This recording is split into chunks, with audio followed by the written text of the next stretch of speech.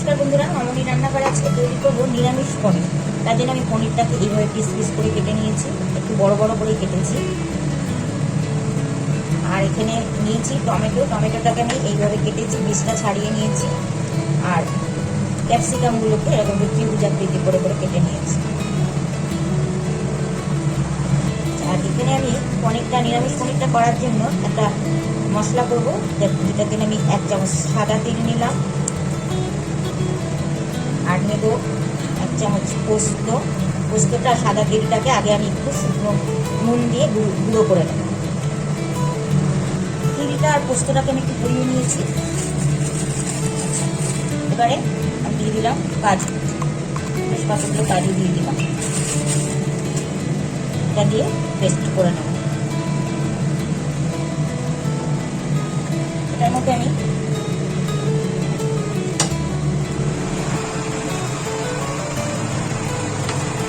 কড়াইতে সাদা তেল দিয়ে দিলাম। আমি একটু ক্যাপসিকামটা আর টমেটোটাকে টস করে নেব।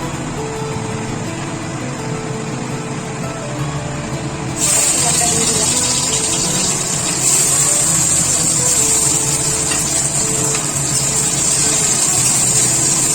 ফ্লেমটাকে লোতেই রেখেছি।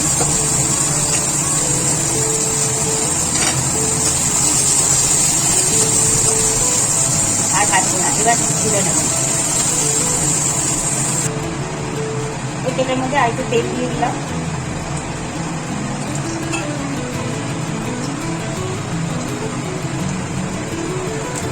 পনিরগুলো বেটে নেব।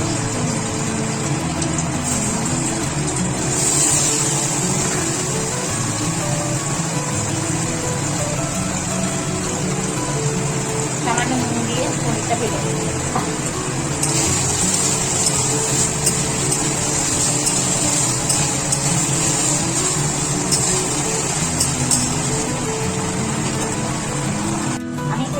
উষ্ণ জলে হলুদ দিয়ে রেখেছি, পনিরটাকে ভেজে এবার তুলের মধ্যে রাখবো, এটা নরম হবে। পনিরটাকে খুব বেশি ভাজবো না, হালকা হালকা এভাবে আমি পনিরটাকে তুলে হলুদ জলের মধ্যে ফেলে রাখবো।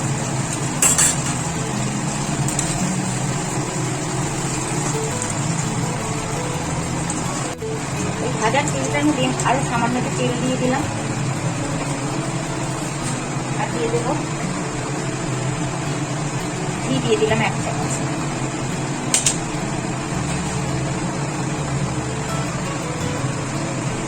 ঘিটা আর তেলটা গরম হয়ে গেছে, আমি এর মধ্যে দিয়ে দিলাম দারচিনি, লবঙ্গ আর স্টার অনিশ দিয়ে দিচ্ছি। আর দিয়ে দেবো কিছুটা মৌরি।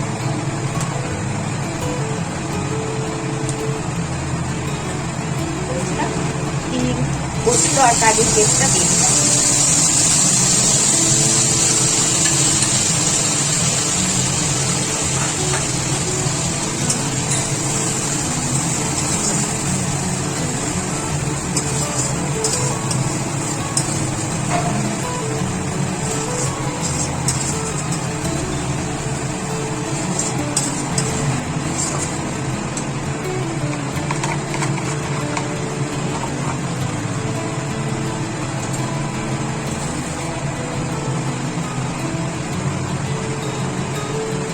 বাটিটা দিয়ে জলটা দিয়ে দিলাম। 1 চামচ মতো গোলমরিচ দিয়ে দিলাম, ব্ল্যাক পেপার দিয়ে দিলাম। এবারে আমি দুধ দিয়ে দিলাম, এটা আমি দিয়েছি গরুর দুধ দিয়ে দিলাম। আপনাদের কাছে যেরকম থাকবে অ্যাভেলেবেল সেটাই দেবেন।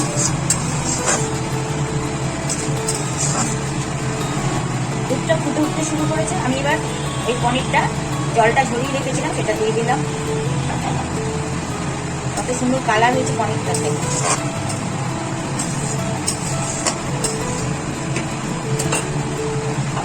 তাই ক্যাপসিকামটা টমেটোটা দিয়ে দেবো।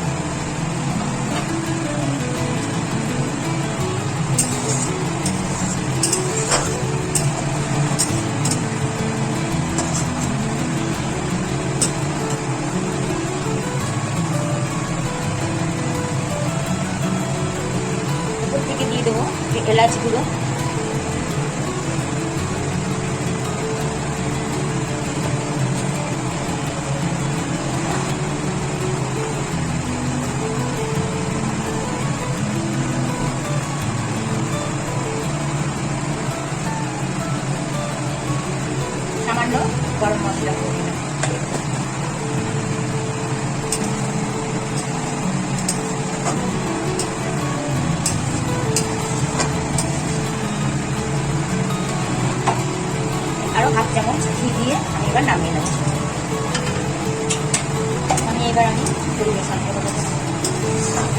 বন্ধুরা, ভিডিওটা যদি ভালো লাগে অবশ্যই দেখবেন,